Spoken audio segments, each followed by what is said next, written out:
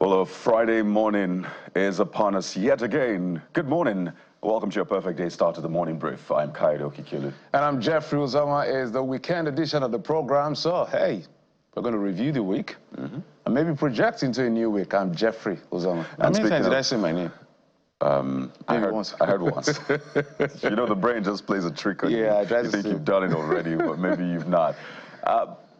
The week has been a very somber one, particularly here in Nigeria, with the death of former President Muhammadu Buhari, the burial, the state burial which he got, and of course the events, 7 days mourning, flags still flying at half-mast, I must say. But yesterday was a very touching one as well, because there was a special FEC, Federal Executive Council meeting, held in his honor, and it was at that FEC meeting that his son, Yusuf Buhari, spoke, expressing appreciation to President Bola Tinubu for honoring his father with a befitting state funeral. And he stated that, well, he thanks President Bola Tinubu. He thanks all of the members of government, even thanks Nigerians as well. Earlier at that meeting, President Bola Tinubu had renamed the University of Maiduguri UNIMAID in Borno State after the former President Muhammadu Buhari. But I think what also stole the show was the son of the late former president speaking. For a lot of people, they had not heard him speak in public. He was more of a private person in that sense. So here is Yusuf Buhari expressing his appreciation to the president and Nigerians. Take a listen.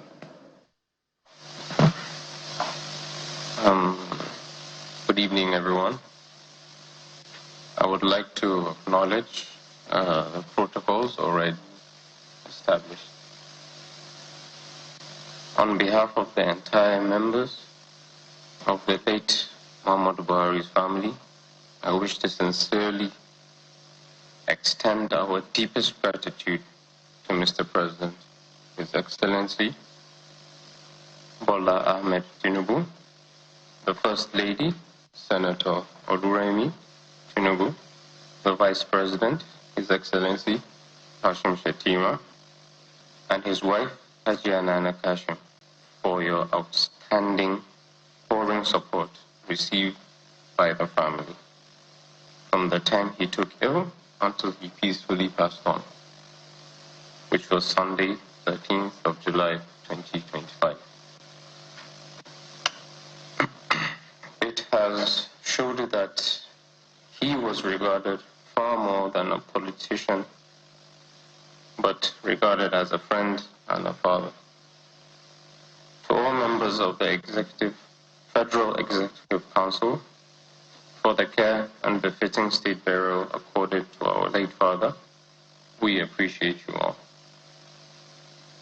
I also wish to thank the Senate President, Speaker of the House of Representatives, and all the distinguished and honorable members of the National Assembly for honoring the memory of our late father during the state burial in Deborah.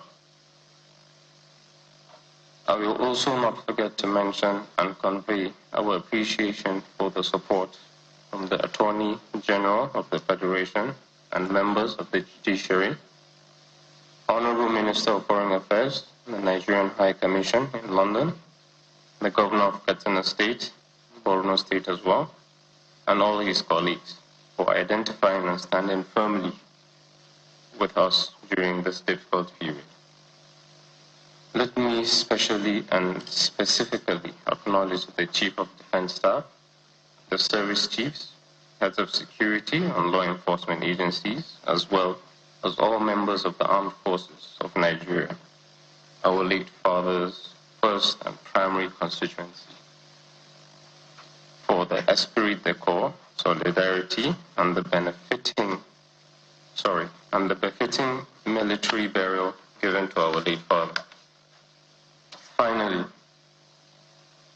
we thank all members of the diplomatic corps, traditional and religious leaders, political associates, friends, family members, the press, and indeed all Nigerians at home and in diaspora for the numerous calls, messages, condolence visits, and prayers offered for the repose of the gentle soul of our departed father. Your visits, calls, and prayers symbolize a great honor to the memory of our late father, and we're sincerely grateful for all the support and solidarity extended to the family. May Allah continue to bless us all and to bless all of us. Thank you, Daddy. Thank you, Daddy. Thank you, Daddy. May Allah continue to bless, to guide, and protect you throughout your tenure successfully. Long live Mr. President, and long live the Federal Republic of Nigeria. Thank you. That's the son of former President Muhammadu Buhari. Was getting emotional at the end, but sounded as if he was referring to the president as Daddy. Thank you, Daddy. And of course, the audience erupted in applause. It was a well-delivered one, in spite of the emotions attached. And I think that a lot of people may be looking to him now as, well, at least if your father is gone, we have you to look to. So that's Yusuf Buhari there, Jeffrey. He's quite interesting, quite an articulate young man. He barely spoke whilst his father was president and commander-in-chief. I think the major time we remember him was the incident that involved him in an accident, yeah, I understand, when he used a power bike. Yeah. So he wasn't that particularly all over the place as the son of the president. So he just kept his private space. So it was quite impressive to see him compose himself at that very moment to articulately reel out what he has written as an appreciation note to the president and the Nigerian people. Speaks to the quality, the importance of the quality of education on one hand, Coyote. On the other hand is also the fact that we must commend the president, his swift action. He demonstrated friendship to Muhammadu Buhari. He demonstrated loyalty. He demonstrated statesmanship. As soon as the man died, he dispatched his vice president and his chief of staff, and they expedited action to make sure they brought him back. He was there present, honored him, did all they could, and now an expanded FAQ session in honor of President Muhammadu Buhari. So on that, we commend the president. It shows, besides all the talk about the fact that maybe the president didn't want him to have a ticket of the primaries, you remember all that talk, but he's put that aside. And we also must commend the relationship between past presidents in the quick succession, yeah. Muhammadu Buhari and Goodluck Jonathan, now Bola Tinubu, and Muhammadu Buhari, who is now late. They've maintained a level of cordiality. But the other flip side of it is this is how to respond to issues. Whilst Muhammadu Buhari was being buried just 2 days ago or so, people were killed in Plateau, and we've talked about this and again. So if the leadership of a country, the way they responded to the death, the funeral, or the beautiful thing that was done to honor the memory of our past president is done that way to every other Nigerian on every other issue, then this will be called leadership.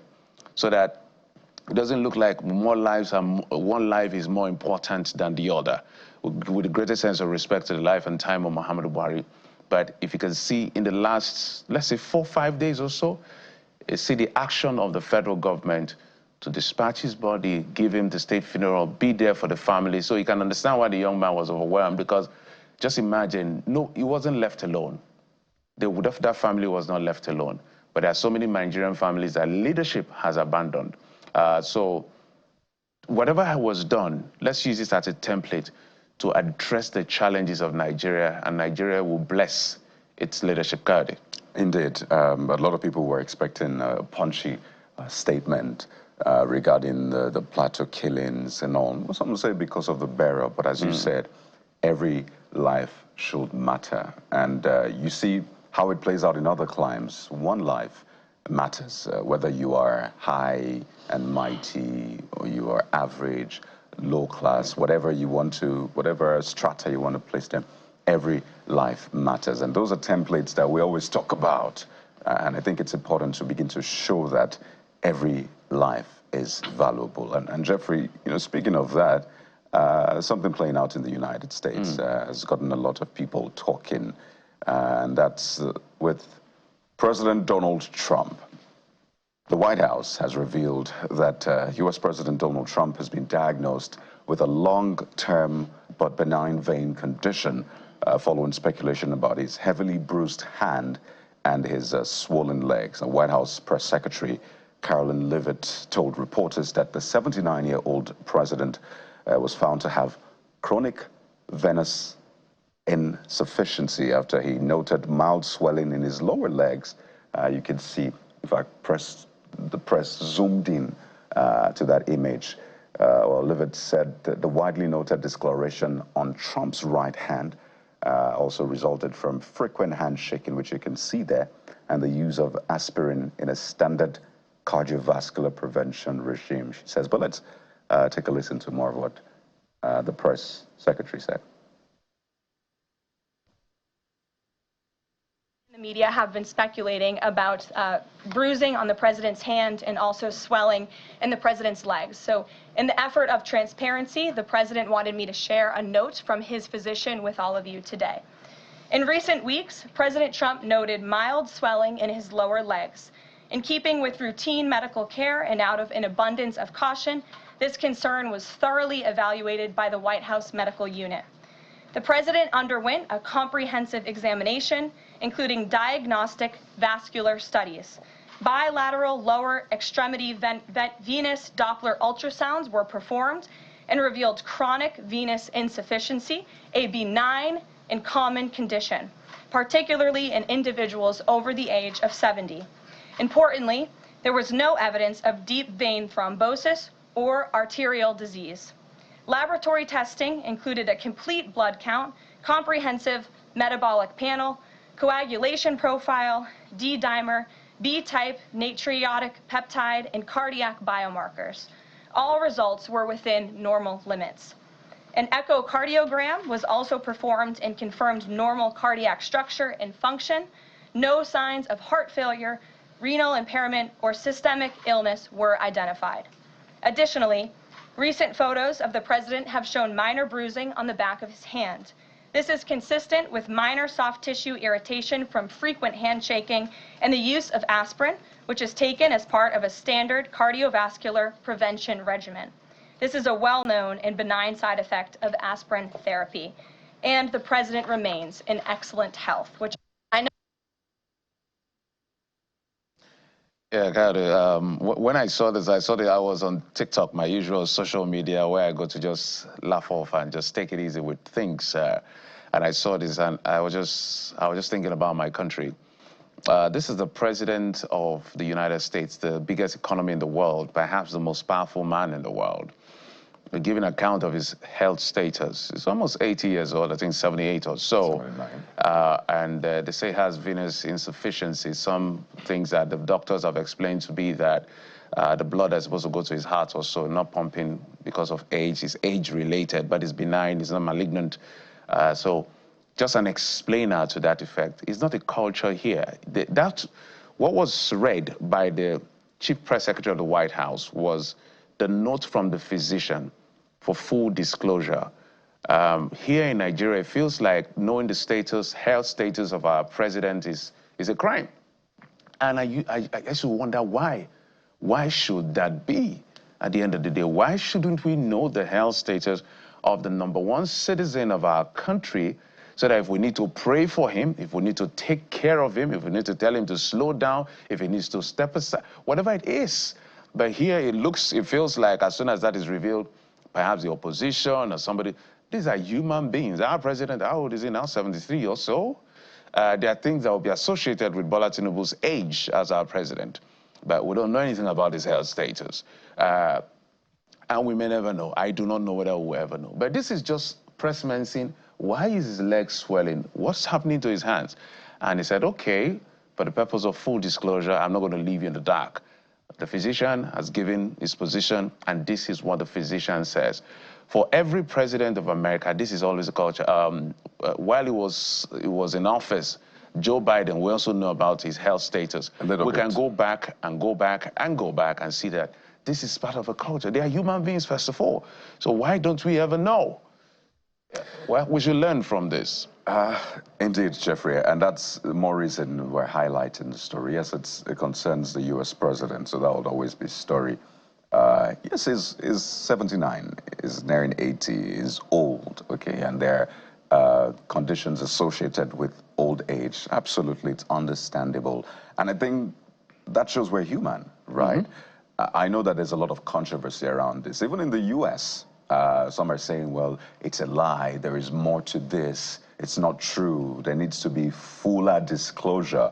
But the fact that even some months ago, there was a report from his physician as well that was put out consistently, it gives you a semblance of transparency and accountability to the people. Yes, there's a controversy around whether or not there's makeup on his hand, maybe he's trying to conceal some more. But the fact that the press secretary came out and said, this is what we have found out, whether the people believe it or not is another thing. But that is something that is really, really commendable. Some have asked that if it was a condition that was malignant, would it have been put out there? Some have compared it with the previous administration of what's the former U.S. president's name now? Joe Biden, right? And said, well, they didn't know quite a lot about his health condition.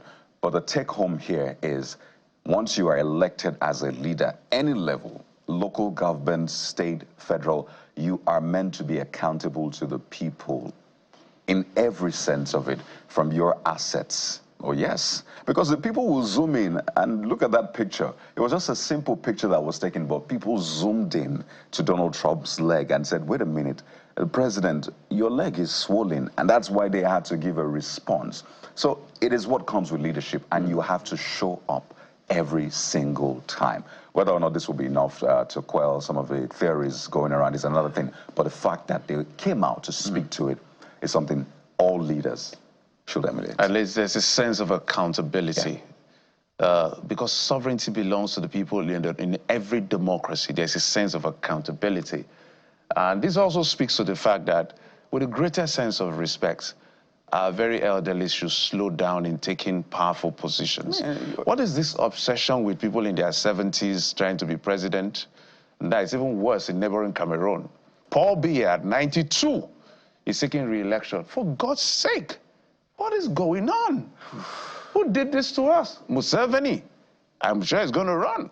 There's Nguemo, Equatorial Guinea, I think that's his name. I can go on and on. What's this obsession with the elderlies leading a young continent? Anyway, America is also part of this group. This WhatsApp group, America belongs to it because Joe Biden was old, Donald Trump is old, even though he looks very, agile and all of that. It's nearing 80, just a year to go. Our elders, please take a break. Leave this space for young people. Because it's not too young to run, right? Yes, thank you. Okay, let's tell you what we'll be doing today on the program. Well, we are not done with the conversation around the politics and its polity.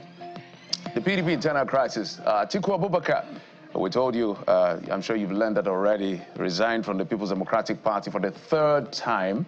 And now what happens to the People's Democratic Party? We're going to have that conversation with one of the former NWC members who is going to speak on all sides. And what is going on? Is this the final, say, goodbye to the PDP as a strong opposition, or this is just the ADC making a loud noise? We're not sure what is coming. So we'll talk about that on the program today. Because some of the people in the peoples are leaving.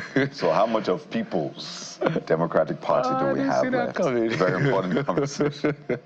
But we switch gears now to a very, very important matter. The sad news of the death of 20+ farmers in Ivrium, local government area of Plateau State. Yes, that's one of our major port of calls this morning. And the State's Commissioner for Information and Communication joins us to give us updates on that sad situation.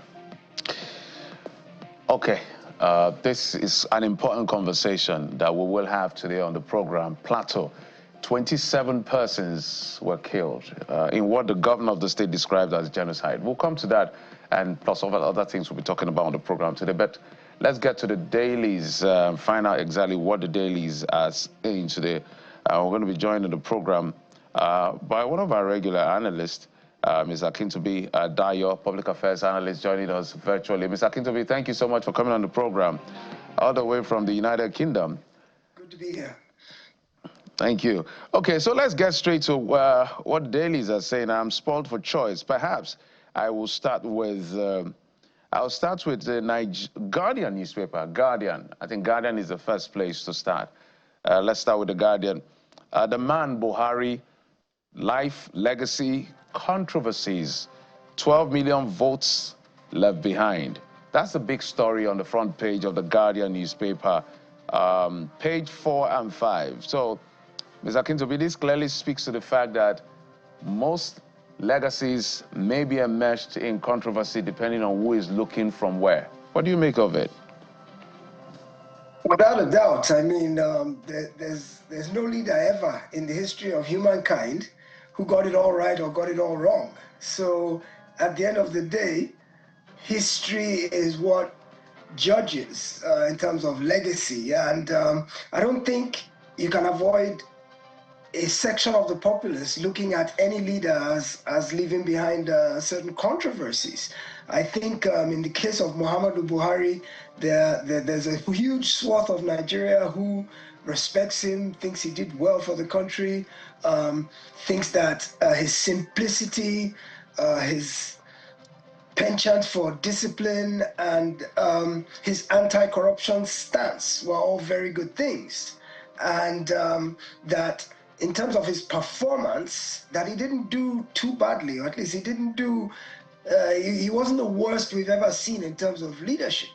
Then there's the other side of the coin, especially among the young in Nigeria. If you've been following Twitter Street and TikTok in the days after his demise, there are some who thinks he's the worst thing that ever happened to Nigeria, and that things like the NSARS protest and its outcome, and the banning of Twitter in Nigeria, and some other authoritarian-looking things that happened during his tenure, that those are things that make his rule ignominious for us as a people.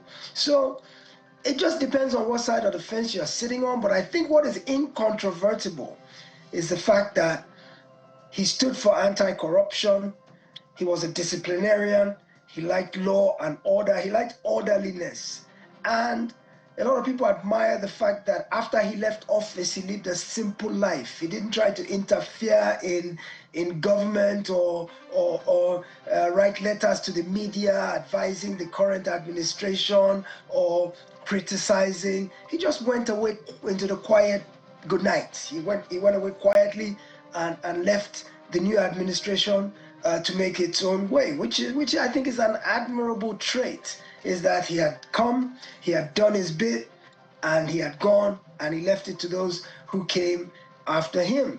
I also think it's important to note that both when he was in office and after his tenure, nobody in Nigeria can say that any scandal, any financial scandal, any moral scandal, or that his character or his person was ever tainted throughout his tenure. I think those are very important things that will live after him, and that will make him continue to be revered as a Nigerian leader who came and did his bit, did his level best, as we call it, and has left a name behind, as you can see from the outpouring of adulation, the outpouring of accolades, even from the opposition. There's been a lot of good that's been said about him, and I think that counts for a lot. That's what you find on most of the front pages. Yet again, this week has been dedicated to the late former president. Vanguard newspaper also reflects that special effects session, calls it an expanded session. You see, Buhari's patriotism lived in deeds, not words, from President Tinubu. And you can see the photograph with his son and daughters. Well, Aisha is conspicuously missing in that picture. It got a lot of people talking as well, particularly because of certain reports trailing her relationship or otherwise with the former president. But right under that big picture, Mr. Akintobi, you see why G5 betrayed Atiku PDP in 2023 autumn. And, you know, we just joked and said, you know, people are leaving the People's Democratic Party. So how much, or the quality of the people left is now a big question. So when you look at that umbrella, do you see the exit as some sort of holes in the umbrella, or does it make the umbrella stronger for you in that sense?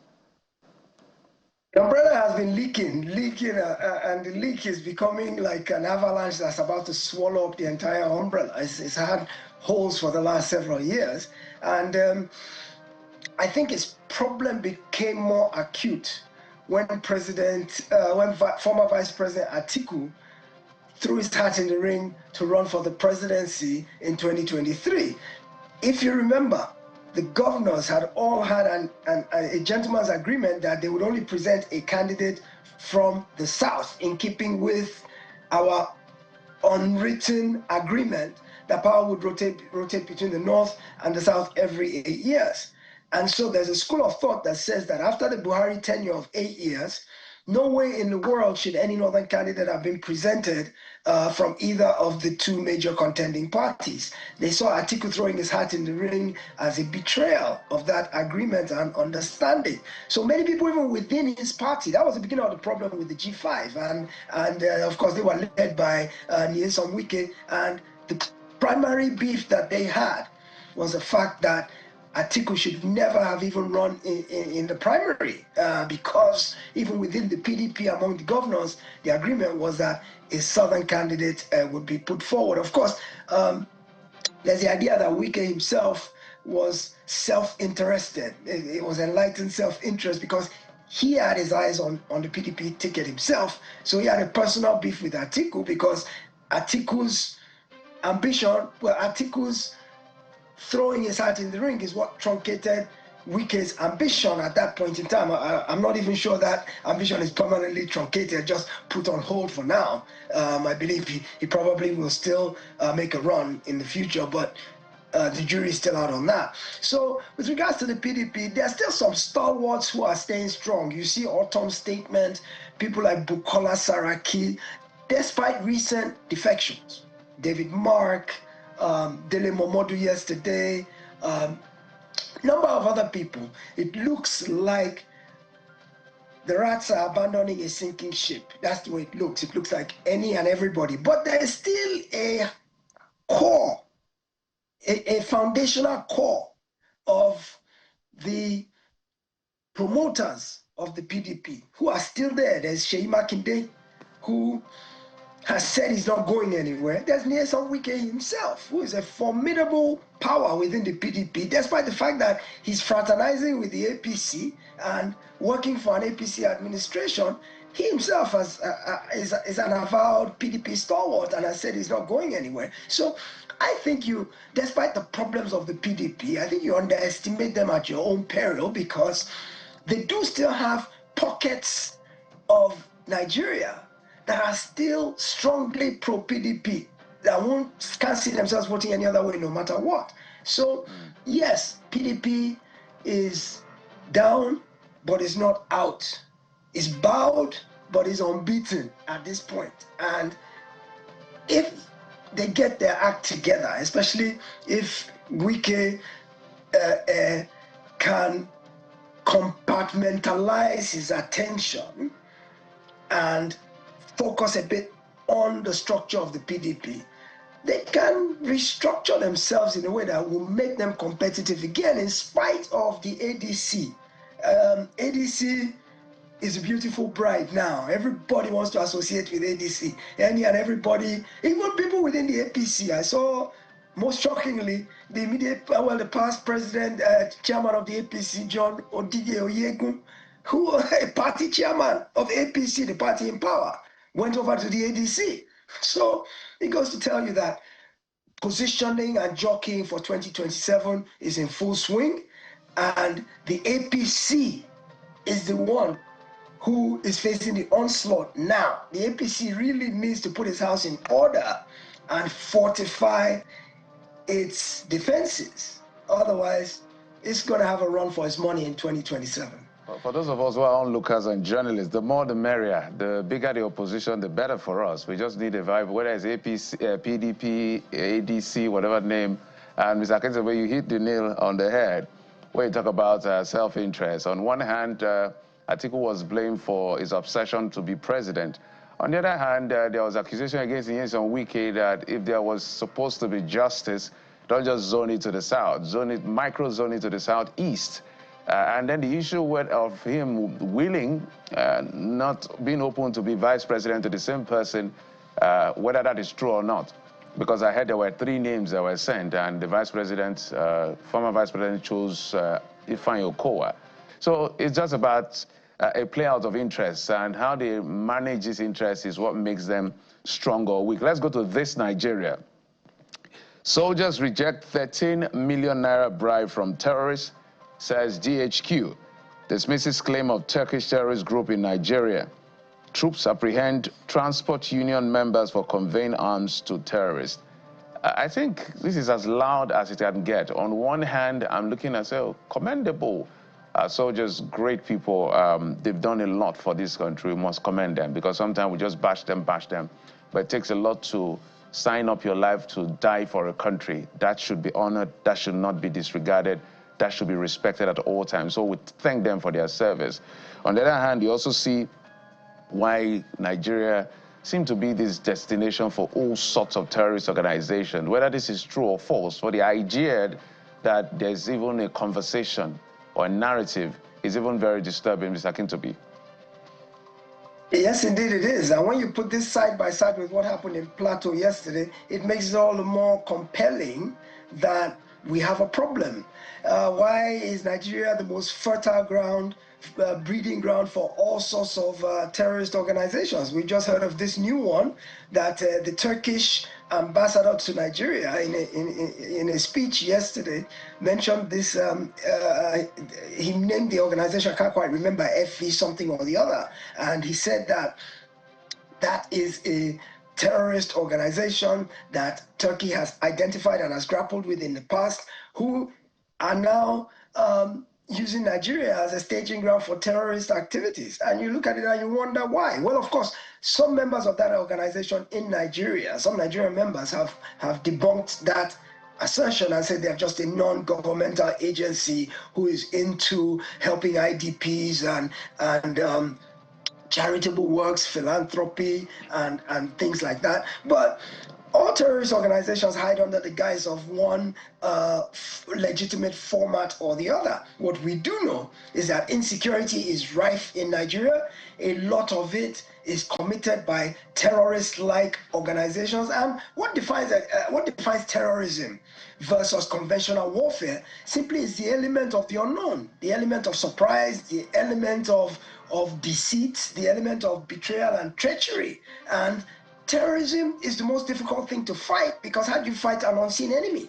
If we were conventional warfare, mano a mano, face to face, hand to hand, gun to gun, we know who the enemy is, and then we confront each other openly. But when you see and when you're dealing with an enemy you can't see, it complicates issues. Especially now we've got technology, we've got drones, we've got eavesdropping, we've got intelligence, we've got informants, we've got satellites that are tracking every movement of anything. It makes it all the more complicated, which is why, in terms of terrorism, it's been claimed that the best way to fight it is to follow the money, which is why you see a lot of movement towards anti-money laundering regulations in every country of the world, even in Nigeria, because terrorism can only thrive through funding. Even when we talk about even just the motorcycle terrorists who are in Sambisa forest, they need funding to be able to carry out their operations. So where is that money coming from? How is it getting to them? Right. We need to follow the money. So when you see the Nigerian army reject a bribe, 13.7 million, which probably represents several years of the salaries of the infantrymen, for them to be able to stand up and say, no, we will not take this money. Rather than that, we will fight you hand to hand and we will subdue you. I think it's highly commendable, because in Nigeria of today and yesterday, our law enforcement agents, they do take bribes. They do take emoluments under the table. Wherever you see them on the road, in traffic, they do get settled. So for these ones to be able to stand up and say, we're on a mission, we will not compromise that mission no matter what the inducement is, I think is credible. I think it's honorable. I think we also, apart from just thanking our army, right, which is a lot of lip service, that I think we need to go beyond that and show our appreciation by way of improving their conditions of service, paying them better, appreciating their patriotism. Like you said, Jeff, they put themselves out there, their lives on the line to defend us and keep us safe. I think we need to recognize and appreciate that a lot more than just thank you. Certainly. So beyond that news report, what is being done to compensate them, to say thank you, and to better their lot across board in terms of welfare, even what they use in prosecuting this war? You know, the bit about the Turkish organization is a very complicated one, because you recall that when Erdogan visited in 2021 under now late President Muhammad Buhari, he had raised that issue as well, the Fethullah organization, which was founded by Fethullah Gulen, a Turkish scholar whom the country blames for the coup, botched coup in 2016. By the way, Fethullah Gulen died 2024. And I recall at that time, there was this worry that the US, you know, other European countries do not see Fethullah Gulen or the organization as a terrorist organization or a terrorist itself. So this whole matter, I think Nigeria should steer clear of it. So now that it's coming up again, it'll be interesting to see how the Bola Tinubu government would speak to it. But as has been said, the claim has been dismissed. But let's take a look at New Telegraph as we begin to wind down, Mr. Kintobi. And it's from the organized private sector, saying $9.4 billion US foreign aid cancellation will disrupt Nigeria's key sectors. Wants additional budget allocation to health ministry. So obviously this matter is not done with just yet, and it's been raised yet again, page 3. On the flip side, you hear the American government saying that, well, because of the tariffs and all of the moves, the economy, or at least revenues, at an all-time high in that sense. I imagine you caught some of the briefing by the White House press secretary. So it looks like we have to look inwards, as has been said time and again.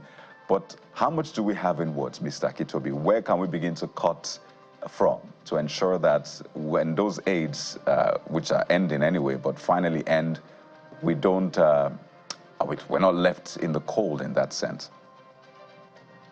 Well, I have a theory that if we were to close all of Nigeria's borders and just lock ourselves in for a decade, that we'd emerge a more formidable entity, that we'd be able to feed ourselves, defend ourselves, produce and manufacture everything that we need, as well as export.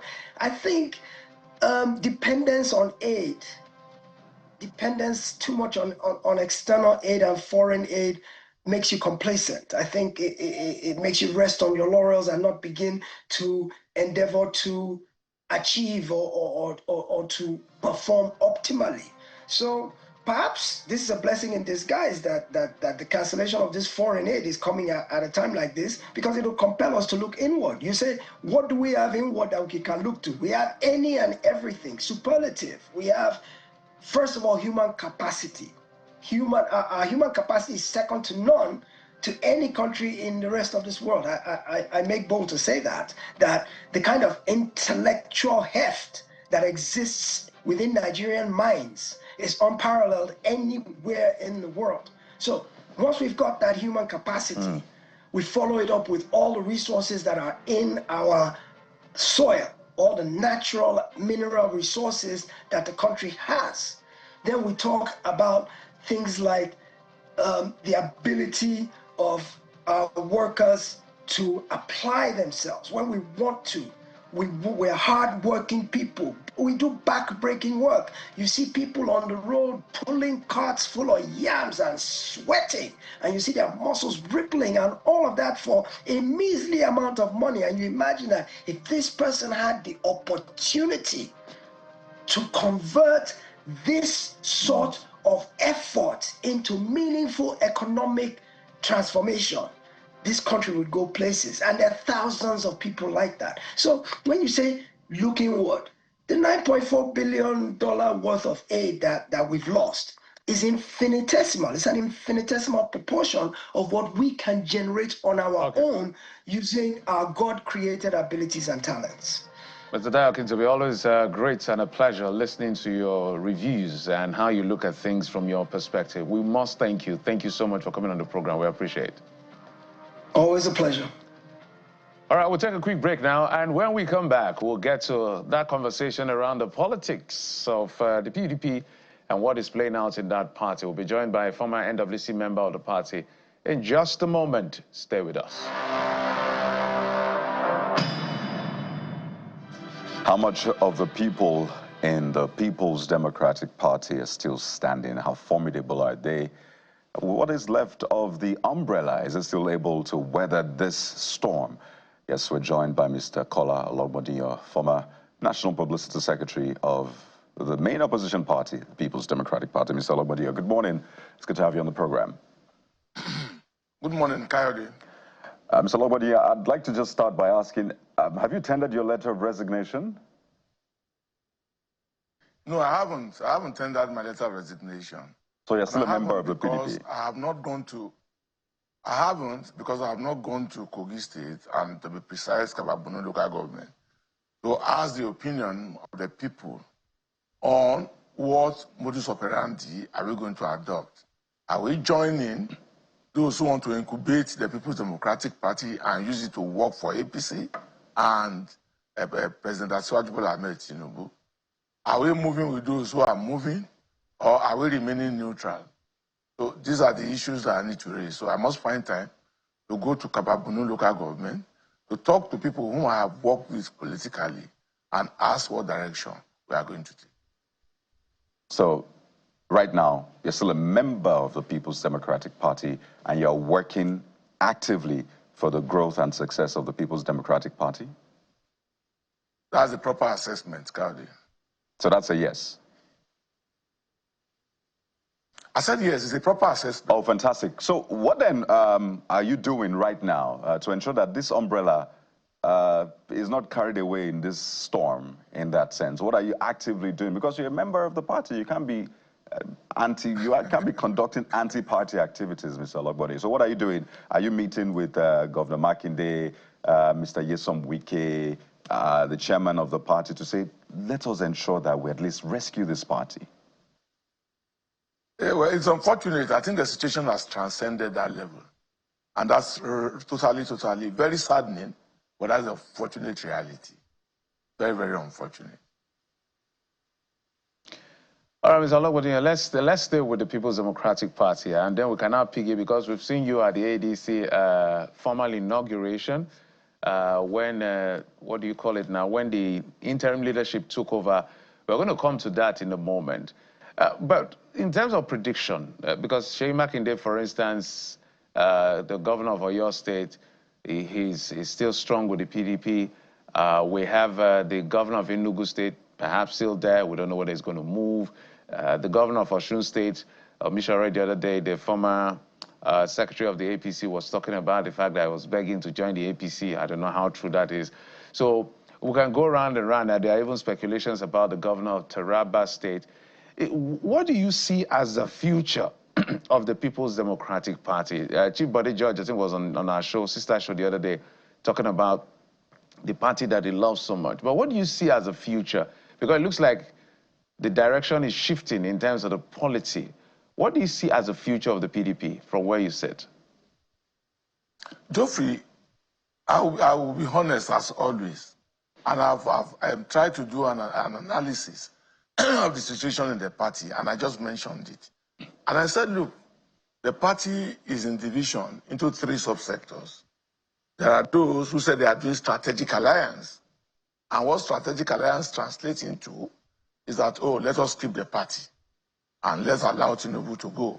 Possibly they wish to work with Asiwaju Bola Ahmed Tinubu. That's one subsector. The subsector who say no, if you insist on keeping the party unviable, or you keep it in a lethargic situation where it cannot even function as an opposition party, who will look elsewhere. There are also those who said, no, let's just wait for things because we are neutrals. And on this note, I think the governor of your state, Governor Makinde, totally has my sympathy and possibly support, because he's in a desire to say we can revamp the situation. And in revamping the situation, we can still use it effectively as an opposition political party. But to be honest with you, Geoffrey, to be very honest with you, from the look of things, I don't see how that will manifest. And I say this from a very, very responsible position, because as we speak, Geoffrey, the party is going ahead saying it is organizing congresses. And I find it laughable, because who are those that will even buy from in the first place for you to conduct a congress?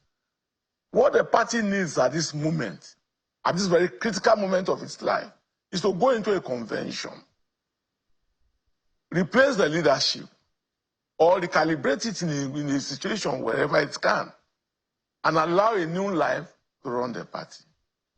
You see, all the games that are being played now, oh, we want to do congresses in the state, oh, we want to reform the party, with these current people with Damagun and Ayahu and the apex of the party, is a joke. And I say with every sense of responsibility, it's a huge joke. All right, so let's look at, you've talked about those who want to stay in PDP and work for the APC, those who want the party to survive as a standalone, and those who are working with the coalition. So let me begin with the first question. Who are those in the PDP that you think want to work for Bola Tinubu? You had the former governor of Benue State coming out to speak and said that they are working on a strategic alliance. What is strategic alliance? Strategic alliance simply means that they will work with Tinubu, President Asiwaju Bola Ahmed Tinubu. That's what strategic alliance is, nothing more. So whatever group he represents, having come out publicly to state their own position, it is clear where they are going. You have people who are resigning from the party, like my boss, Senator David Mark, like Atiku, and a host of others who are resigning from the party. Their own position is, you cannot lead me to APC. If I want to go to APC, let me go on my own. But you cannot lead me like a ram that has been led to an abattoir. So because of that, we believe that it's better to find another platform where we can do opposition and do it properly. And there are people in the neutrals, like I mentioned, Seyi Makinde, who still believe that, oh, we can revamp this party and use it for a purpose. All right, Mr. Ologbondiyan, it's interesting what is playing out in the PDP, because it's a sad tale, to the point that in the Anambra build-up to the primaries of the Anambra State governorship election, nobody picked the party's ticket, form rather, until I think it was just one person, so it was uncontested. So I want to understand what this strategic move, or whatever it's called, is. We have those that were at the vanguard of the G5, Nyesom Wike, Ikpeazu, Okezie, Ogwuanyi, Seyi Makinde, Samuel Otom. Now, literally all of those persons are technically still in the PDP. And these persons, you said they are the ones that want to rebuild or revamp or be strategic with the PDP. And they are strong voices, you can't ignore them. Are you afraid that we may see in 2027 an opposition party like the PDP endorsing Bola Tinubu? Well, it's not impossible. It is totally not impossible. I have mentioned the fact that former Governor Tom had come out to declare that they are looking towards a strategic alliance. And he's certainly not alone. So you have read out names of people that you suspect to be within his zone, or I mean his realm. You have said that. But I want to isolate the fact that Governor Makinde has consistently said he wants to do a neutral, or displayed at his positions towards doing a neutral, which is, oh, let us see how we can revamp the party. Oh, let us do, we can do convention. So therein, Mr. Ologbondiyan, my apologies. Therein lies the question. Therein lies my question. The people who worked for the failure of the party, and who have a cozy relationship with the presidency, how do they want to revamp the party? That's the question. Are we not deceiving ourselves here? No. Geoffrey, I distinguished the situation within that realm. I said, whereas somebody like Governor Ortom is looking, and I believe he represents interest, looking towards strategic alliance. Somebody like Governor Makinde, within the same G5 that you were talking about, is saying that let us revamp the party. And I mean, use it as a proper opposition. You understand? So that is the situation in that realm. I also said, there are those who said, no, you can't do opposition the way you are going as PDP. So we will look for another avenue to do this opposition that we want to do. And there are those who said, well, we'll keep looking, we'll keep watching, we are neutrals. I don't know if you are still a member of the PDP in spirit and in truth, or just in letter. Because you, as has been said, you are at that meeting, the coalition meeting, and perhaps there's hundreds of people like you who are still in the PDP, just in the letter of it, but in spirit and in truth, they're not quite in the PDP anymore. The ship has sailed on that one. But I want us to go even maybe deeper. By the way, you can respond to that. Are you still a member of the PDP in spirit and in truth, Mr. Ologbondiyan? I don't know the definition of spirit and truth, but I know that as I speak, as I'm seated here speaking, I have not tendered my resignation letter. But you are the coalition meeting. You are the coalition meeting, Mr. Ologbondiyan. Wait now. No, I'm not. Will I come here and deny my participation anywhere? And so did I not come out publicly and declare that if a... Sorry, go on. Please go on.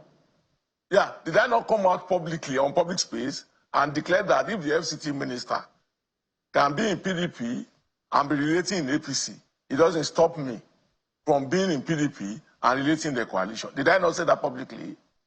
So what will I shy away from? What will I run away from? That is the stage they have taken the party to. And there's no pretense about it any longer. And that is where we are. But I have said, I've also said here that I need to visit my home state and ask our people, where are we going? And once they say this is the direction, whatever they ask, I give to them and move on. All right. That's where we are. So you've not drafted your resignation letter. There's no draft somewhere. Maybe you should write it for me and ask for my signature. I'm just asking. But I am ready to do that. We know some of these drafts exist. I will bring a copy here. All right. So let's dig deeper now into I don't know, the thinking, because there's what we see playing out on the surface for a lot of Nigerians, but there's the thinking behind what we're seeing playing out, and I want Nigerians to be able to decipher and understand what is really at play here beyond all the politicking. So you hear the group within the PDP that is working or supporting the ruling party, the president, saying, well, what we want is a better Nigeria, and I want to ensure that, you know, the presidency stays in the south and ensure that, you know, we don't topple that unwritten agreement. The north does 8 years, south does 8 years, which is what is responsible largely for where the PDP is at today. So for them, the end justifies the means. So they're saying, what's the point if we're doing opposition and then Nigeria is not thriving? How about we work together to have a better nation in that sense? And you've heard the FCT governor saying, you know, you can support the government. There's nothing wrong in that. That's on the one hand. Now, for the coalition, what is it about? And that's why I want you to help us understand the thinking. If it's also about rescuing Nigeria, does that then make what the people in the PDP working with the APC or the government, does it make what they're doing wrong if both of you are trying to achieve the same purpose? I hope you catch my drift here. Yeah, I got your drift, but if you listen to Governor Tom on Arise yesterday, I use him as a reference point because I see him as spokesperson for a particular group. So if you listen or you watch Governor Tom on Arise yesterday, he made a critical definition of his own understanding of politics, and I believe he speaks for a group. He said politics is about self-interest. There are those of us who believe that politics is about service to humanity, that it's a vocation, and as a result of that, it's for you to serve people. So if there is a situation in which you have, people who say that, politics is about self-interest, to serve oneself, and you have a group of people who are saying that, That's not what politics is. Politics is a vocation, is a calling to serve humanity. They will not work together. That's a fact. They won't work together. So let's leave it here. No, I'm referring to what the FCT minister said. And we can go on and on about who is the spokesperson or not. But you and I know that the FCT minister is the most vocal, the most powerful, is the lead of that group, whether we like it or not. That is what it is. And he has said that he has chosen to work with this government because he thought about it. First, the Southern presidency bit, he wasn't going to step back on that one. Well, we've heard about the vice presidency nomination. But he's also said he's trying to support this government to have a better nation, to ensure that this government succeeds at making life better for Nigerians. So what I'm asking from his own perspective and what you're trying to do, aren't you trying to achieve the same thing? So does it make theirs wrong? Well, the basic attraction that I have about democracy is the right of choice. You choose what you want, I choose what I want. And as a result of that, if anybody is coming out to tell you that, oh, he's doing as well to make life better, from the headlines that you shown this morning that I watched here, there's an issue of $2.8 billion US being spent on the refinery. And also, in spite of that, there's an attempt to sell off that refinery. How does that make life better for you and I? Because, and if we go on this track, Cowdy, we can go on and on and on. So for me, it's a matter of choice. They have chosen as opposition members to align with the ruling government. Is their choice. The basic understanding that I have is at the end of it all, it will be a decision between majority of Nigerians and those who are in government. I need to just say, pardon me, that the refineries bit is a conversation that we can have all day. Because under the PDP, there have been questions around, is it 11 trillion naira spent on turnaround maintenance, and nothing came out of it. And these are the same people, don't forget, some of them, that are now coming together under the ADC. So it looks like there is enough to go around in that sense. So do you have anything to say to that? Or do you admit that, yes, these people failed at that, and it's left to Nigerians to now decide what decision they want to make on them? I really didn't get that. You talked about the refineries, and you know that under the PDP, trillions of naira was spent for turnaround maintenance.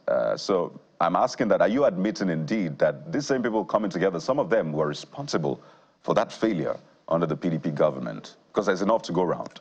I do not know if there's anybody in those coming together who functioned in the position of the Minister of Petroleum. I am not aware. But I want to say clearly here, and I think I've said it even on this platform, that we cannot continue in sin and expect grace to abound.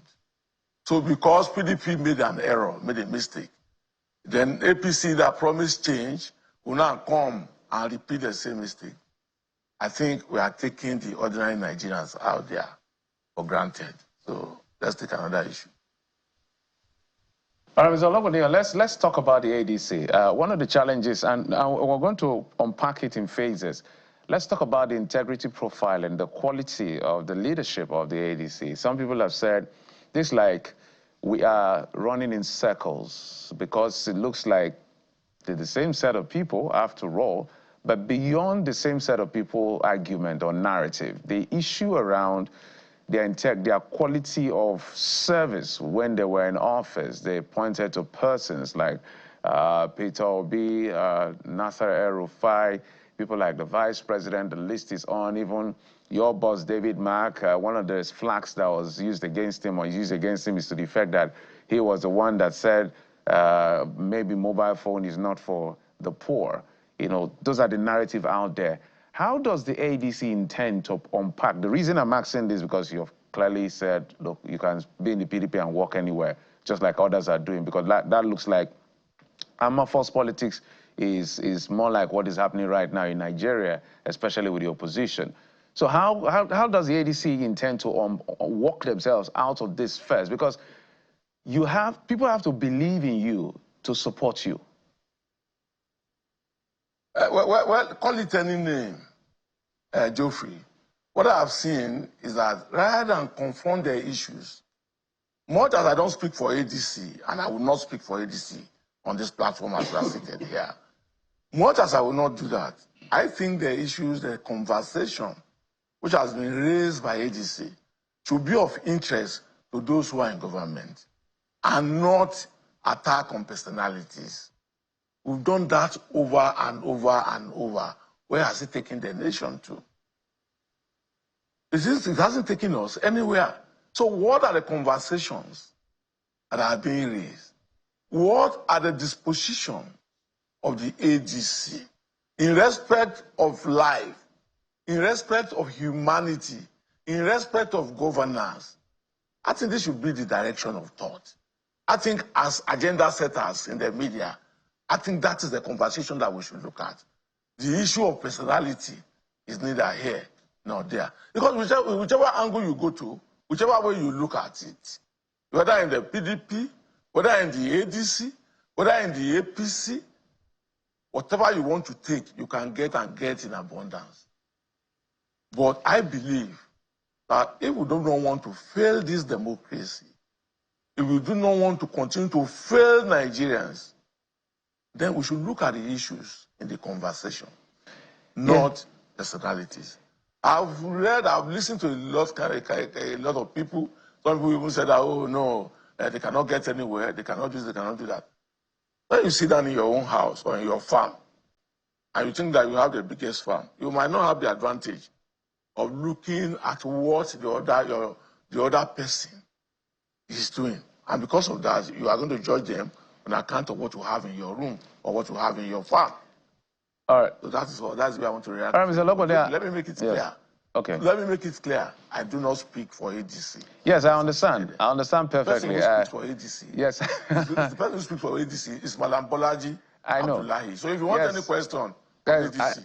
I understand, but you're hobnobbing with the ADC. I know Bolaji Abdullahi is the one that speaks to the ADC. So since your boss is already there, David Mark, and you are already there, well, we can ask you the question. The reason we raised that question is to the effect that Bola Tinubu, the president, has reeled out his own policy direction. It's as clear as crystal. The impact is as clear as crystal. There are those who support him and those who don't even want to see him secure a second term. And for them, they are looking for alternative, which is why the probing of personalities and their track record is quite consequential to know whether they will join that ship in supporting them or not. I hope you understand, Mr. Olubodinyo. Well, I agree with you. I'm not opposed to people probing their personalities. What I do not support is personal attack. Personal attack. If PDP brings, if the ADC brings out the presidential candidate, and if PDP can manage to bring out one, or they are going with Asiwaju Bola Ahmed Tinubu, then you can place them side by side and say, you do this, you did that. Oh no, we cannot support you for this, we cannot support you for that. I agree with that. But when you begin from the onset, because you have become worried, because you have become harassed, because you have become disturbed, that another group of people are coalescing to raise a political platform, then you go after personal attacks. Look, let me tell you something, Geoffrey. Nigerians out there, they can discern, they understand, they know those who have failed them, and they know those who haven't failed them. They know those whom they can give a litmus of believability and say, oh, let's try this. They know them. So let us get to that moment. You see all these personal attacks, wallahi, they're not going anywhere. I'm being honest with you. Nobody's taking them serious. Oh, Mr. Lokodia. Maybe in the media space, maybe in the agenda setting, maybe you can say, oh, they insulted this one, they insulted that. But you see to the ordinary person out there, who can no longer feed Geoffrey, who can no longer fuel his car, who can no longer pay for his medication, is out there looking for a replacement for this misguided administration. Well, Mr. Olubodinyo, we don't focus on personal attacks here. We stick to the issues, and the matter of integrity is very, very important. We can predict what you will do based on what you have done. So it's important to look at all of the figures for the Nigerian people as well. A lot of them have not forgotten, by the way. When you said the people are intelligent, they know, they remember who was in PDP in the past. And if you said that they were in the Minister of Petroleum Resources, come on, Mr. Logbodiyan, they can speak to these issues. If they see something is wrong, trillions have been spent on refineries. The vice president could have spoken. The FCT minister, Nasir El-Rufai, could have spoken. The governor of Rivers State, oil-producing state, Rotimi Amechi, could have spoken out against it. I mean, even with the president, when the issues around, indictment, drug-related issues of forfeiture came up, it was a big deal. It still is a big deal. So integrity is very important in politics. It's important to show people that at least we have right-standing men and women in government so that they can also take a toll from that and basically live their lives right. But I just want to ask you, as we begin to wind down, we spoke with the former deputy governor of Lagos State yesterday, Madam Akerele Bokna, and she was, she's still a member of the PDP, right? And she was of the opinion that, people leaving may just be leaving from frying pan to fire. I don't know if you caught that part of what she said. And she says for her, she's not going anywhere. She's still in the PDP. So I wonder what you have to say to that. Is that something you're also considering, possibly moving from frying pan to fire in the ADC? Well, let me take it up from the position of integrity that you have raised. There's no question about that the ordinary Nigerian can discern. But the ordinary Nigerian who can discern the issue of integrity can also discern the fact that their life is worst off. I hope you take that also. There's no problem about looking at issues of integrity. And I'm not accusing Channels Television of attack. I didn't say that you are attacking personalities. I never said that. But just as Nigerians can discern on the issues of integrity, they also know which government has made their life worst off. On jumping from fire pan to fire, I have told you I have not formally resigned my membership of the PDP. And I've given you the reason why I have not done that. I have told you that I need to have a consultation back home. That once I have done that, whatever direction that the people agree to go, I will follow in that direction. That's the way it is.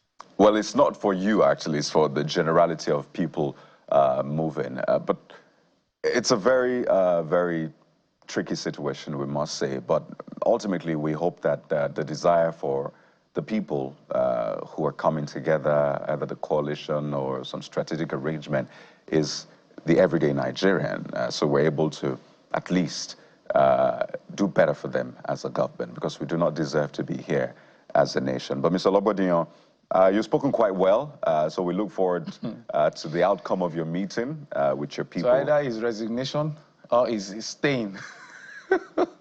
Geoffrey, I know your expectation, but whatever it is, it will be what it is. Mr. Logbodiyan, I think we all know what it is, but would allow you to show us what it is. No, you are guessing. Nowadays you are guessing. We don't guess here. We work based on data. You don't know what it is yet. We work based on data, Mr. Logbodiyan. But we have to thank you so much for your time. We're speaking with the former National Publicity Secretary of the People's Democratic Party, Mr. Kola Logbodiyan. Thank you and wish you the best. Thank you very much.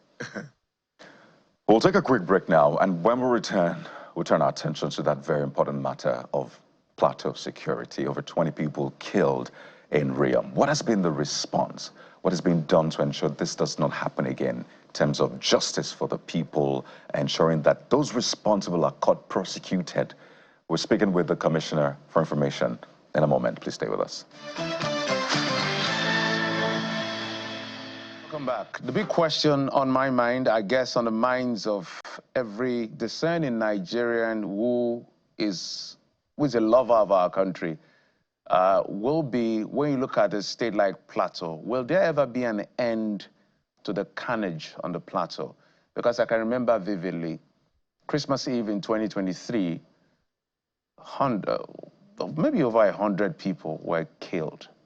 And then January that year, next year, we had another set of killings, and there's been repetition of killings after killings.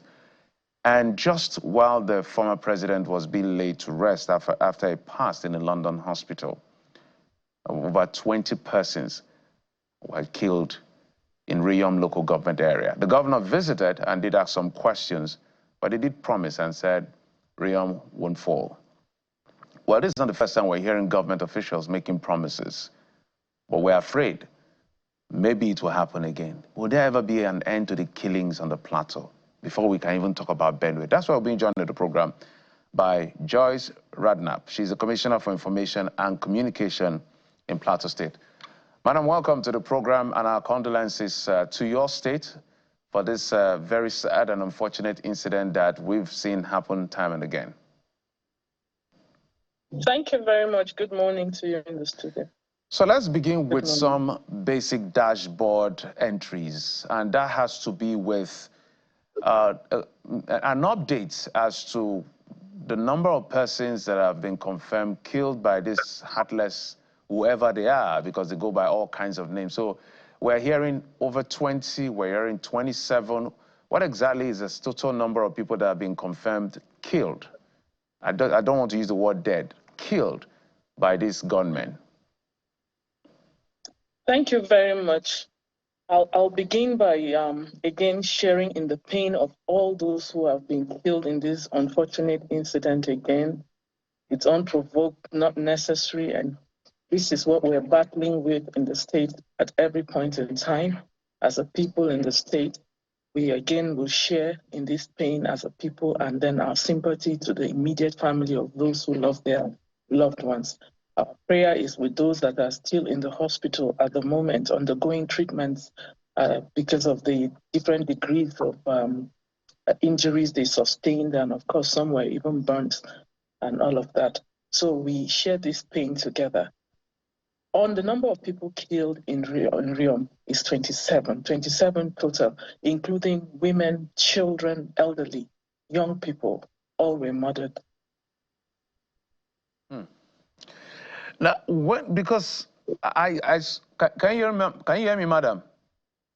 Very well, I can hear you. Okay. Well. What do you make? We had, so I'm sure you went with the governor to Riyom, but we heard the governor made some statement. I wanted, since you were there and you're part of perhaps the delegation, I would like you to speak to it.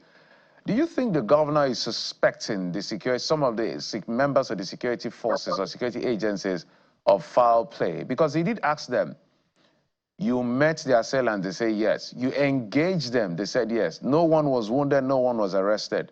They said, I don't know whether they were able to answer that question. Help us make sense, because that was on camera, we don't know what happened behind the scene.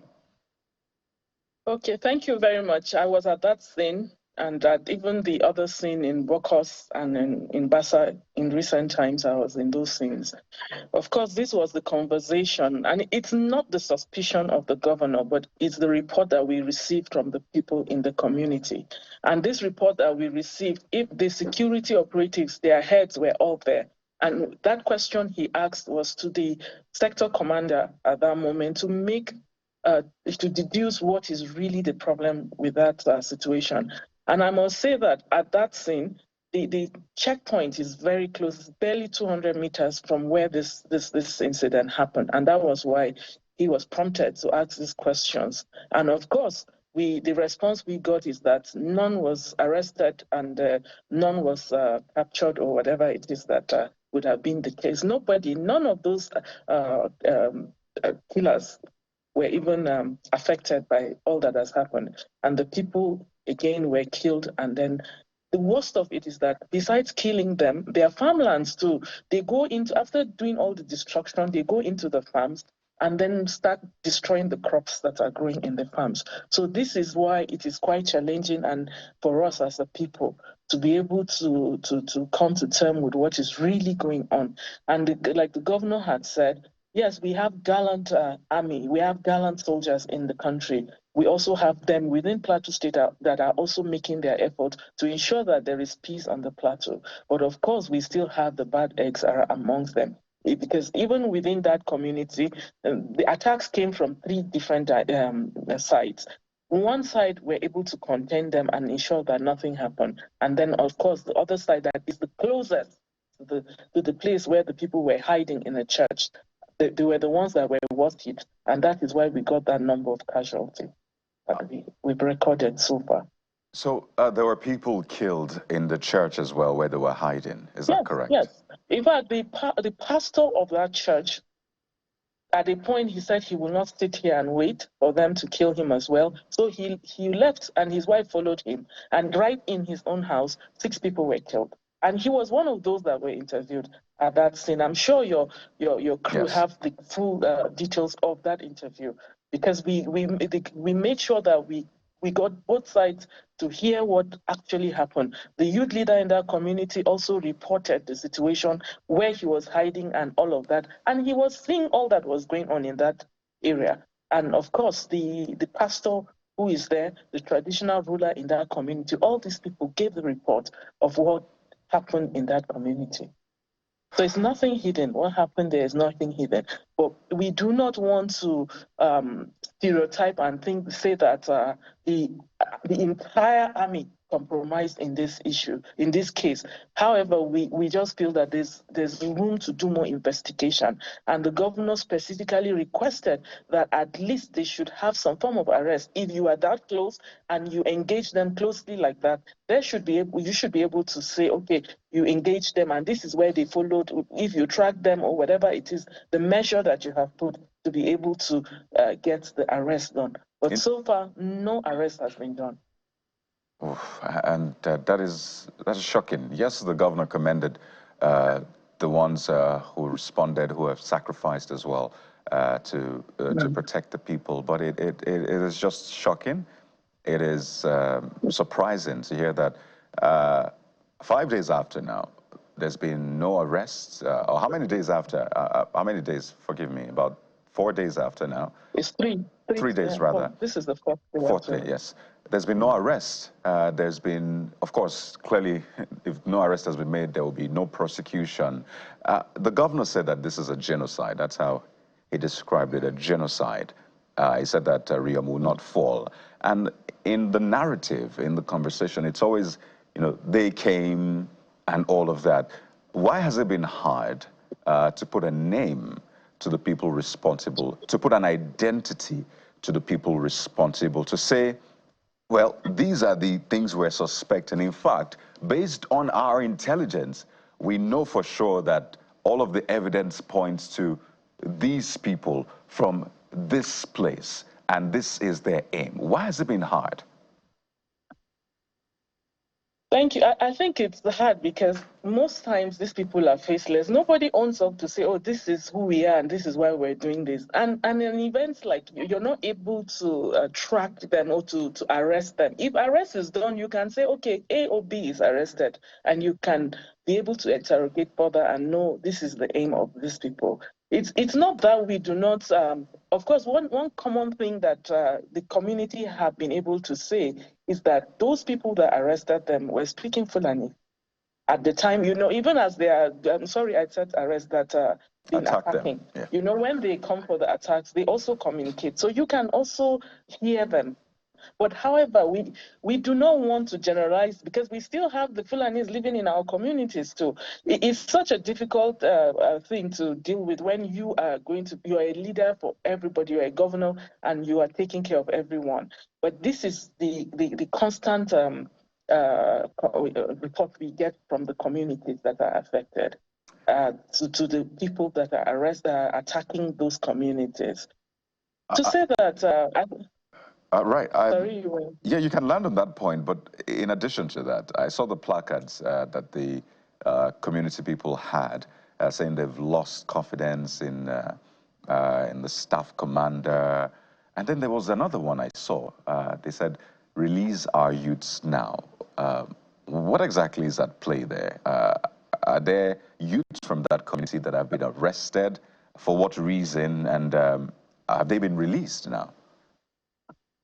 Well, I wouldn't be able to say if the youth have been released, but there was an attack before this very one that happened in another community that was close, and they arrested the youth from that community, and that is why they're carrying that placard. But we, in whatever is the situation, we do not want to shell people from when there's criminality around these things. We want justice to have its course. even whatever it takes. Let's justice have its cause. But in the event that you do not have a clear divide as to why certain things are happening, so for the placards, everyone is expressing his own grief and his own pain. And the good thing is that with what happened there, besides the sector commander, we had the GOC there on that scene. So I'm sure he has seen all that has happened and the issues that the communities are raising. So I'm sure they will look into it. In regards to the sector commander, I'm sure they will look into that. So these youths, they were arrested. Why were they arrested? I think what happened is in that community that the youth were arrested, a soldier was killed also, and I haven't gotten the full report of that incident yet because that one was there was some issues around that community. I may not be able to give you an accurate report on that situation. If I get that report, I probably will send it to you again to be able to have the details of that. Let's talk about that geographical area. What does it look like? Is it deserted? What exactly? Because sometimes, for instance, in further north, you could see that before they could get any form of social amenity, even healthcare, water, all of that is quite a difficult situation because it's desert and all of that. So describe to us this community that has been affected. Sometimes they say ungovernable spaces, ungoverned spaces, all the terms we try to use. How hard is it to get security presence, and what is the level of response time? Because it's worrying to say that 200 meters away, there was security formation. So give us a description. Maybe we can look at it from that end first. Okay, in most cases, the communities where you find them do this havoc are the hard-to-reach communities. Most times you find that these communities could be around the border of Plateau State, okay? In one of the community we went to in Pang, it is bordering Nasarawa State. The one in Bokos, Hursi is bordering Wamba local government.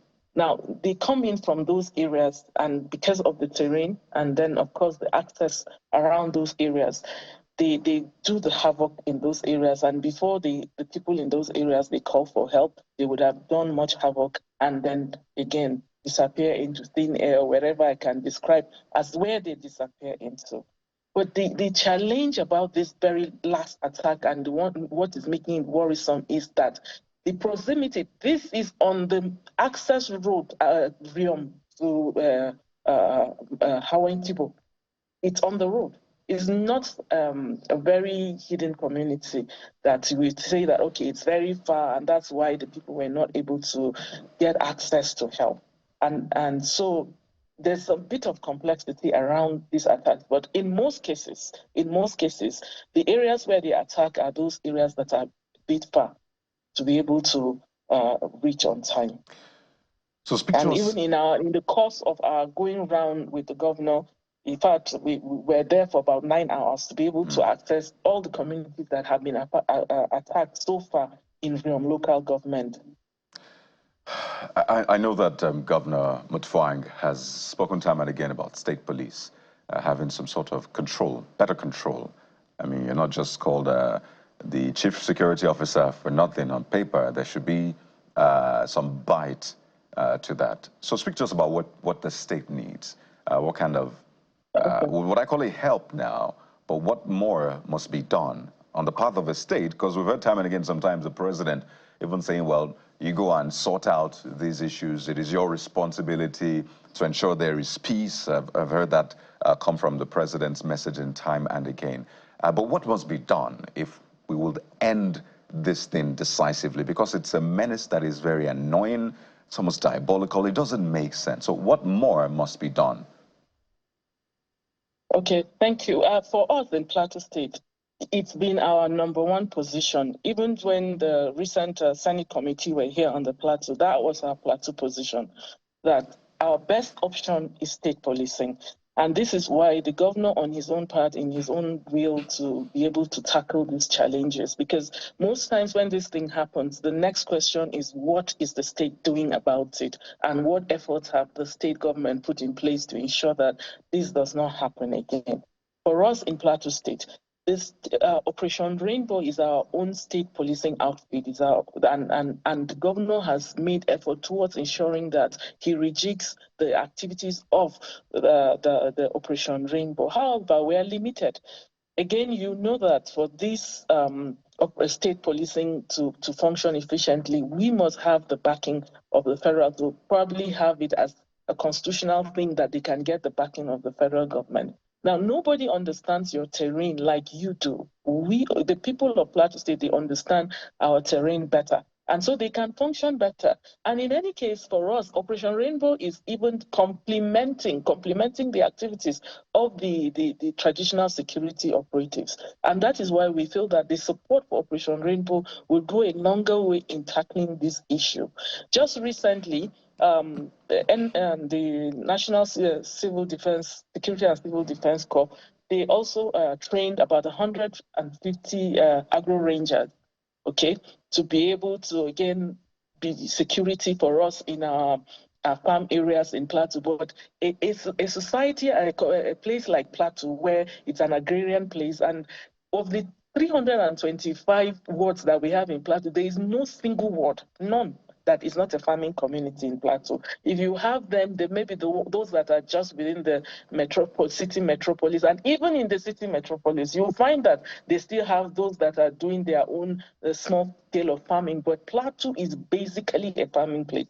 So if you even have 150 agro rangers, how many local governments can they go to? How many will be per local government, or even to say the worst, in a ward? And we are large-scale farmers. We are large-scale farmers on the Plateau. So you can see the complexity of the issue around us is that there must be a deliberate effort to combine force to be able to tackle the challenges that we are facing as the people in Plateau State. Now, besides the Operation Rainbow, every indicator that is showing, that is pointing towards a challenge on security on the Plateau, Governor Caleb Mutfwang has taken measures to be able to tackle that. In the early 60s or 70s, I beg your pardon, Wase, there's a large grazing reserve in Wase that had been abandoned before now, and that is like a hideout for the bandits that have been operating around Plateau State. In recent times, the government had been able to ensure that those areas were cleared and to be habitable. Now, what we have been able to do is to make sure that we open those areas for our grazing on the plateau, and to initiate the process. Plateau State government had started the planting of napier grass so that not just our cattle, but farmers would be able to grow businesses around there, and then it will be like a reserve area for cattle and ranching and all of those issues around it, so that we do not have the challenge of either the herders. Let me butt in here just a moment. My apologies, because of time. So as we begin to wind down, the governor said Rion won't fall. That's just a statement. What is the action that will be taken? Is there a vigilante group? I'm explaining to you the actions that this government has been able to take. But these are long-term actions. Okay? No. Commissioner, that's not the point. That's not what I'm trying to say. Yesterday, we appreciate the effort that has been taken. Yesterday, or so, 2 days ago, when the governor visited, I said Rion won't fall. So I'm asking, from that yesterday or 2 days ago when he went there, what action has been taken? That's the question. Of course, the actions that have been taken is to improve surveillance in those areas and then to add up to the security in those areas. But to say, when he said the Rion will not fall, is to reassure the people we are all in this thing together, and to make sure that our people are having the right spirit to be resolute and to stand their ground, to say we will not leave our areas, because once the people leave those areas, the next thing is that you find they just want the people to run away from these areas, and then they turn those areas into the places where they can start having cattle occupy again. And so it is it's just a call for the people to be resolute and to stand their grounds, to ensure that not to take up weapons or to fight or whatever it is, because of course they don't have such capacity to be able to fight back, but then to just give them the support that they need to fight back, as to stay with the will to. remain in their communities. No, I'm wondering, put yourself, I want you to put yourself, let's put ourselves in the same situation. So the governor comes to my village and said, Rion would fall. And 200 meters away, there were security formation that were there, and 27 people were killed in my village. How is that reassuring? I mean, things like vigilantes, things like, I don't know, assurances are not enough. That's what we're saying.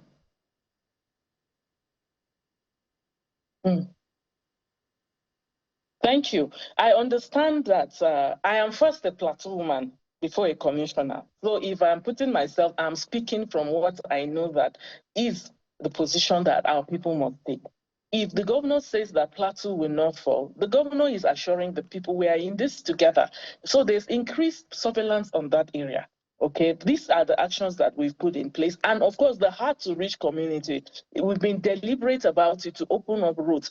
We may not be able to get solution here today and now. But then the measures that the government is putting is to ensure that subsequent attacks like this would not go on the way it has been going on. Okay, so this is what we are doing, right, to have that these road networks in these areas are opened up, security and surveillance is going on, right, and then encouraging community policing. Once you have any information, you share the information, and then the state government, he even used the word, who escalated. Once that there's any information coming up from the people from those areas, we will ensure that as state government, we loud it, and let's see how much support we will get from the federal government. But I do not want you to leave with the impression, I don't want to leave here and then not clear the impression like the governor on his own can be able to do much. You know the security architecture of this nation. You know that there's a limit to what the governor can do as a governor, even with the name of the chief security of the state. There's limitations to whatever he can do. Well, the best of what he can do is to create an enabling environment to reduce the havoc that can come on the people. Right. However, we must note that the security is, the challenges we're encountering is hybrid. There's more to it. It's not just the basic this thing, and we do not want to isolate Plateau, so it doesn't look like it is failure on the government of Plateau to be able to secure the people. There's a lot that we need to work together with to be able to achieve these results that we're looking for as a people in Plateau and, of course, Nigeria at large. Indeed. We have to anchor now, but just in 30 seconds, because this has been said to be an attack also on food production, our food security. What kind of agricultural activity goes on in Riom? What do they grow? And how will that impact food production, if we can do that in 30 seconds? They grow maize, they grow potatoes. They grow maize, they grow potatoes, they grow acha. Acha is fonio. Fonio is one of the healthiest grains we have in Nigeria that is used for the treatment of diabetic patients. That's one of their cash crop in that community.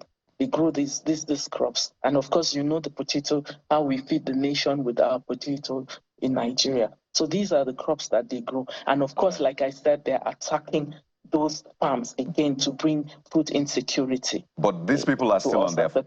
But the people are back to their farms now. They've not left. They're back to the farms. In fact, the people said they will die on their farms. They will die there because they understand where this is heading to. And like our governor said, let me also say that this is genocide. Genocide on the people of Plateau State. There are rules of engagement. When you begin to kill children, you begin to rip women open. This is genocide. You want to wipe out the generation. And this is what our people are suffering in Plateau State. Old people that have nothing again to do, you're killing them. Young children that do not know their left from their right, you're burning them, you're killing them. This is genocide on our people. Joyce Ramnap, Commissioner for Information and Communications, Plateau State. Thank you for coming on the program. Thank you very much. Thank you, Mr. Wish you the best. Thank you. All right, I'll take a quick break. When we come back, we're talking sports with our sports anchor and correspondent, Cecilia Morogbe. In just a moment, stay with us. Now let's talk about the Women Africa Cup of Nations. I'm not exactly excited, I must say. Because we know how much there's a lot of buzz around the AFCON, but WFCON is on and you have to remind some people that, you know, there's a match today. Well, we have our correspondent, Cecilia Morgbe, who's ensuring that we pay attention to WFCON and all of the wonderful games going on. Cecilia, good morning from Morocco. Good morning from Casablanca, Morocco, Kennedy. Let me ask you. Jeffrey's also there. Yeah, he's also here. Let me start by asking you, Cecilia, how does it feel sometimes when you see the attention given to AFCON and then you see the attention given to WFCON? It's like, does it? I don't know how it feels for you as a journalist and a woman as well. Yeah, I think how do I feel? Yes, the game is going, but I feel there is still a lot to be done. For instance, sometimes you don't even know, is it going to take place? There's always this to be or not to be. We know before now, every year you have, every time, WAFCON is a competition that has been hosted by CAF every 2 years. And you know, November, December, you definitely have it. But since it came to North Africa, Morocco, the first time they hosted in 2022, it was in the summer, during the summer, that's June, July. And then we're supposed to have had it last year. It didn't happen because it was Olympics, there was every other competition, and so they moved it to this year. But if CAF is really serious about women's football, I believe we'll have a timetable. We will know that the next country that is going to host, you already know it 2 years before. And also maybe a month, not even a month, like 6 months to the time, you already know the venue. And then you start selling tickets on time. Tickets for the Men's World Cup, even when some teams are not qualified, will start selling, I think, from September. But when it comes to the women's game, there's always this delay tactics, like you don't know what you want to do. And so when you have that, it's hard for people to actually follow. Some players I spoke to then were saying, they said they expected it to happen last year, they qualified last year. And then everyone was in limbo. Like it was in June. Yes, in June, it was announced that it would be done this year. How do you wait till that time to tell people who are competing at the tournament? So sometimes people want to travel to go watch tournaments, who want to put in their money in terms of investment, and everything you can do, sponsorship deal. They need to plan. And so you need to give them something to plan with. So when you don't have that, it's hard. I mean, most journalists didn't come to the tournament here, like after the group games, the final group games of the tournament, because there was this issue according to most of them, Moroccan embassy, that they had too many requests or something, and then server was down, server was slow. I didn't get my visa until midnight before the day I was going to travel. These issues are happening because no one planned that it was going to happen like this. Tickets went on sales like let's say 2 weeks to the commencement of the tournament. So when you're having all this situation, and then you get to Morocco, you get to their immigration, they don't even know that they're hosting a tournament. They don't know, they're not aware. So you start telling them this is what you're here for, and they start asking different questions, the ID card and everything. And when you show it to them and they see your place, he's holding Morocco, women they playing. I mean, they don't even know. So that's how do I put it? That awareness is not being created. You don't have activation around it. And you see Euros, you see them unveiling jerseys, preparing for the kids, there's just this buzz around it. But when it comes to women's football in Africa, I don't know, it's like it takes the backstage, and it's like they're doing you a favor for them to even host it. Yeah. So is this like a cultural problem here? What are we dealing with here? Is it a perception problem, a cultural problem? No, what exactly is happening here in your interpretation? I don't really think it's a cultural problem. No, I don't think so, because in Morocco, like the very first game I watched, Morocco and Zambia, I mean, we had let me not even talk about this one. In 2022, for instance, we have like more than close to 45,000, more than close to 60,000 people actually watch the final between Morocco and South Africa. So this is not the cultural problem. This is you creating the awareness. If the 2022 we didn't have that much crowd, we can't complain. But we have that. But what happened? The game between Zambia and Morocco, the opening game, I thought at the time I get into the stadium, I'm not going to get a space, because That was the day I arrived. I had to travel from Casablanca to Rabat to watch the game. I thought we were not going to have that.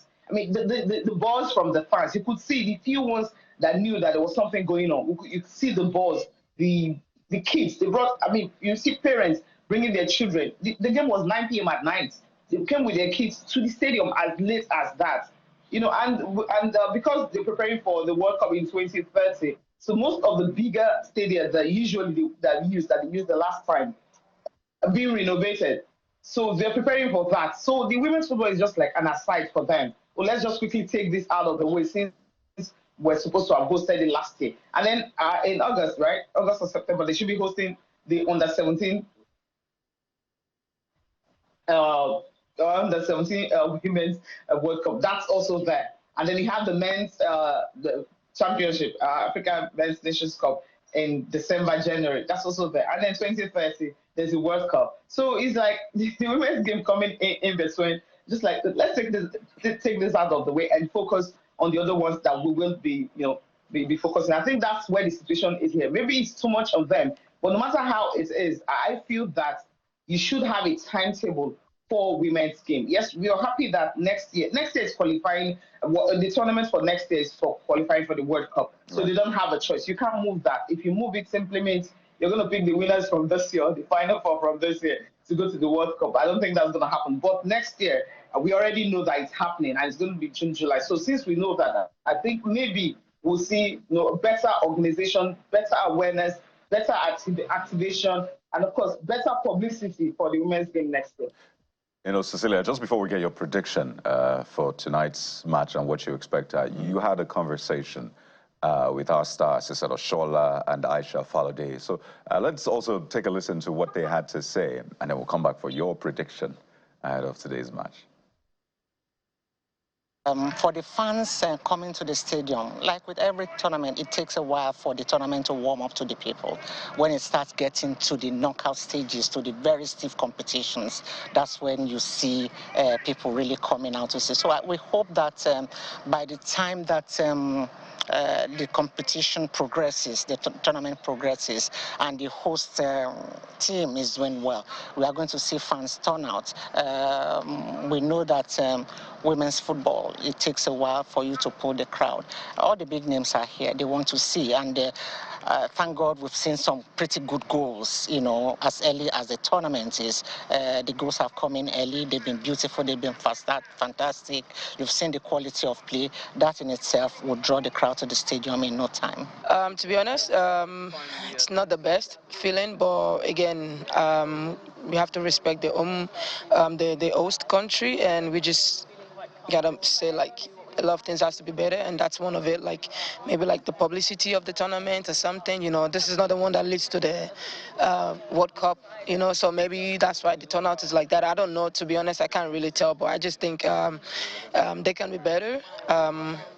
Support can be better, and honestly, whatever the media can do to support the team, the girls, it will be amazing to have a field stadium. Don't worry, Asisat. We're here to support and ensure that there's a lot of buzz. So, Cecilia, tonight's match, it's a very important match, quarterfinals. What do you predict? I know you spoke with the Zambian captain. We'll get to listen, but what do you look forward to? Oh, wow. For the first time since I started covering women's football, I don't have that 100% confidence that we can actually win this. But I think maybe a 2-1, yes, we'll take it because once we remain in the game, yeah, I think a 2-1 would do. This is actually the first one I'm predicting. Sportsnet, they asked me last night. I just couldn't do the prediction. But I think, yes, mentally, physically, the players they're ready. I think we can take this one against Zambia because the confidence oozing from the Zambian teams is like, we're going to take out Nigeria. After all, we beat them the last time, 2022, without our star players like Barbara Branda and Rachel and the likes.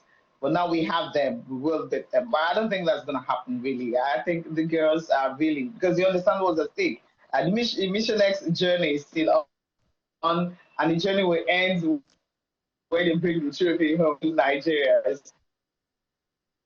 And I think that we can actually take it to 1 expand. We need that 2-1 as quickly as possible because this is not like points. You win, you progress. You lose, you snooze, you come back you're home. out. Before we let you go, Cecilia, so we have other matches today, Morocco, Mali. What's your prediction? And of course, we have tomorrow Algeria, Ghana, South Africa, Senegal. What do you see in all of these fixtures? Sorry, take that again. I didn't get that. I was saying there's also Morocco, Mali, Senegal, South Africa, Algeria, Ghana. Those are tomorrow, but the Morocco-Mali match is today. What do you see in those fixtures as well?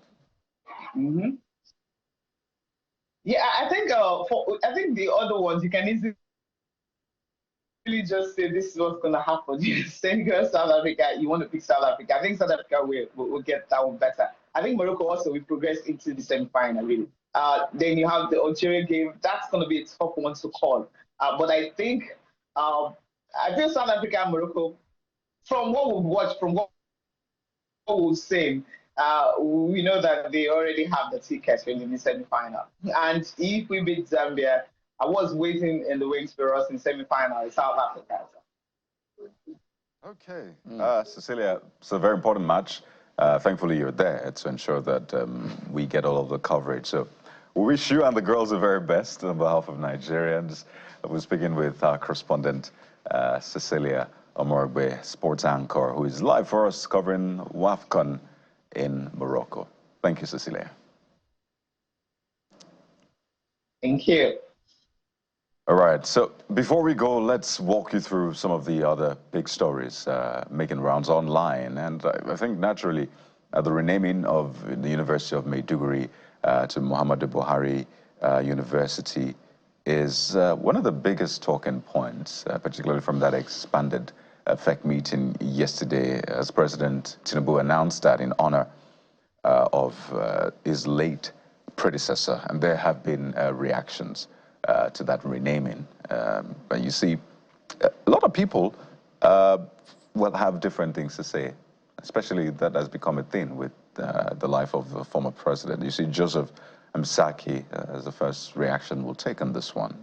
And this is what Joseph has to say. He says he should construct a new one in his name and not renaming, which alters history of graduated people. I think we had the same issue with the Polytechnic of Ibadan, which is named after the late Omololu Olunoya as well. We saw that protest, but yeah, just like University of Ife to Obafemi Awolowo University, and that has stuck, right? But UNILAG didn't allow that. No, UNILAG didn't allow that. Okay, Luna says that's the problem. It's supposed to be solving. Shaking my head, like the school told him it was tired of its former name. Different stroke for different folks. I think we'll go to the next one. Still on the expanded FEC in honor of former President Muhammadu Buhari, when the son would play that track, so we won't play it again, when he told the president, your support symbolizes great honor to my father's memory. That's according to Yusuf Buhari's, former President Buhari's son. The wealthy Jimmy, your reaction, I personally love his heartfelt gratitude letter at the expanded FEC meeting. He did very well. Of course, Jacob toes that path. For a lot of people, it was maybe a breath of fresh air, a sort of relief, or at least he found a way to reduce the pain watching the son of a late former president speaking. So Jacob also, of course, praying for the soul of the late former president. But let's talk entertainment, Jeffrey, because Adekunle Gold rewarded first-class graduate with 250,000 naira each on Twitter. Graduates, actually, not just one. And, you know, just recently we saw, I think, a physics graduate who put out a first class but said he was struggling.